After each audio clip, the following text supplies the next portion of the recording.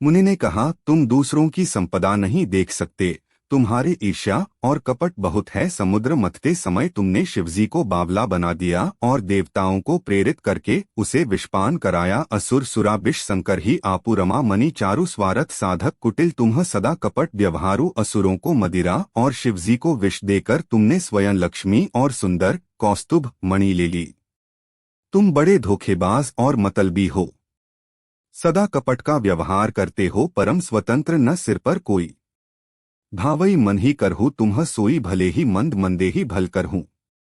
विस्मय हर्ष न हियम कछु धरहु, तुम परम स्वतंत्र हो, सिर पर तो कोई है नहीं। इससे जब जो मन को भाता है स्वच्छंदता से वही करते हो, भले को बुरा और बुरे को भला कर देते हो। हृदय में हर्ष विषाद कुछ भी नहीं लाते, डहकी डहकी परिचय हूँ सबका हूँ। अति असंक मन सदा उछाहू, करम शुभाशुभ तुम्हि न बाधा। अब लगी तुम्हि न काहू साधा, सबको ठग ठग कर परख गए हो और अत्यंत निडर हो गए हो। इसी से ठगने के काम में वर्टिकल बार मन में सदा उत्साह रहता है। शुभ अशुभ कर्म तुम्हें बाधा नहीं देते। अब तक तुमको किसी ने ठीक नहीं किया था, भले भवन अब बायन दीन्हा। पावहुगे फल आपन कीन्हा, बंचेहु मोही जवनी धरी देहा। सोई तनु धरहु श्राप मम एहा, अब की तुमने अच्छे घर बना दिया है, मेरे जैसे जबरदस्त आदमी से छेड़खानी की है। आथ अपने किए का फल अवश्य पाओगे। जिस शरीर को धारण करके तुमने मुझे ठगा है, तुम भी वही शरीर धारण करो, यह मेरा शाप है। कपि आंकड़ा तुम्ह कीन्ही हमारी, करहिं की सहाय तुम मम अपकार कीन्ह तुम्ह भारी। नारी बिरह तुम्ह होब दुखारी, तुमने हमारा रूप बंदर का सा बना दिया था, इससे बंदर ही तुम्हारी सहायता करेंगे। मैं जिस स्त्री को चाहता था उससे मेरा वियोग कराकर तुमने मेरा बड़ा अहित किया है, इससे तुम भी स्त्री के वियोग में दुखी होगे। श्राप शीस धरी हर्षि हियम प्रभु बिनती कीन्ही, निज माया के प्रबलता करशी कृपानिधि लीन ही। तब मुनि ने अत्यंत भयभीत होकर श्रीहरि के चरण पकड़ लिए और कहा, हे शरणागत के दुखों को हरने वाले, मेरी रक्षा कीजिए। शाय को सिर पर चढ़ाकर हृदय में हर्षित होते हुए प्रभु ने नारद जी से बहुत विनती की और कृपानिधान भगवानों ने अपनी माया की प्रबलता खींच ली। जब हरि माया दूरी निवारी, नहीं तह रमा न राजकुमारी। तब मुनि अति सभीत हरि चरना, गहे पाही प्रंतारती हरना। जब भगवान ने अपनी माया को हटा लिया, तब वहां न लक्ष्मी ही रह गईं, न राजकुमारी ही। मृषा हो मम श्राप कृपाला, मम इच्छा कह दीनदयाला। मैं दुर्बचन कहे बहु तेरे, कह मुनि पाप मिटेहन किमी मेरे हे कृपालु। मेरा शाप मिथ्या हो जाए। तब दीनों पर दया करने वाले भगवान ने कहा कि यह सब मेरी ही इच्छा से हुआ है।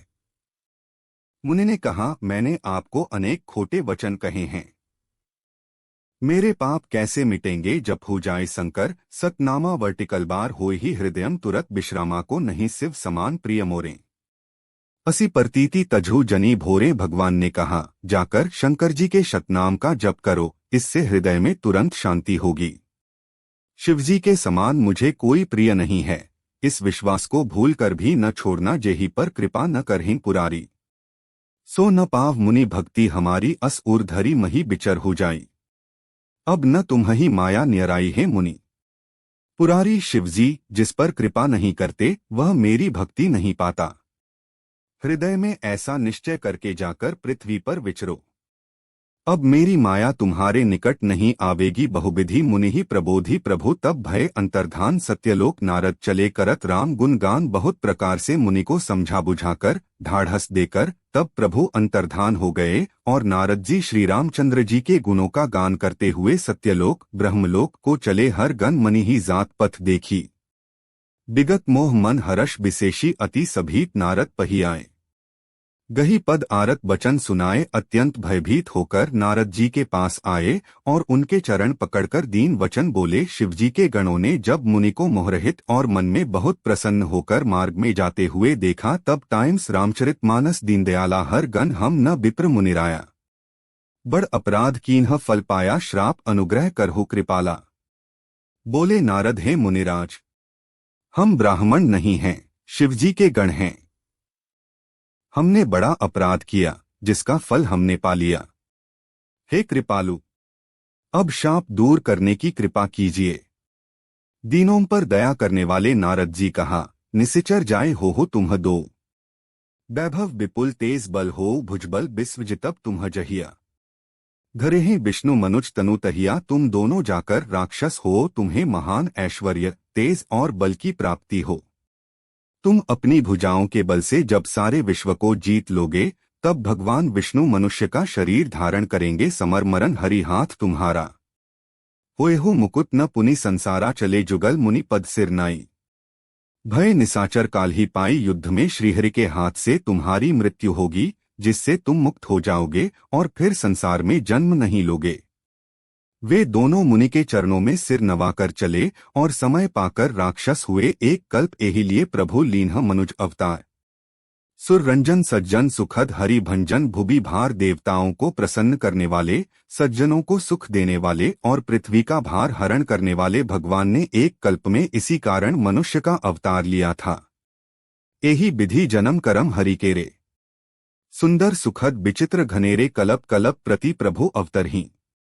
चारु चरित नाना विधि करहीं। इस प्रकार भगवान के अनेकों सुंदर सुखदायक और अलौकिक जन्म और कर्म हैं।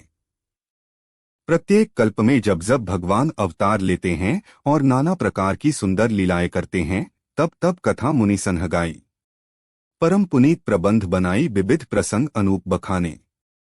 करहिं न सुनी आचर्यु सयाने, तब तब मुनीश्वरों ने परम पवित्र काव्य रचना करके उनकी कथाओं का गान किया है और भांति भांति के अनुपम प्रसंगों का वर्णन किया है, जिनको सुनकर समझदार विवेकी लोग आश्चर्य नहीं करते। हरि अनंत हरिकथा अनंता, कहिन सुनहि बहुविधि, सब संता रामचंद्र के चरित सुहाए।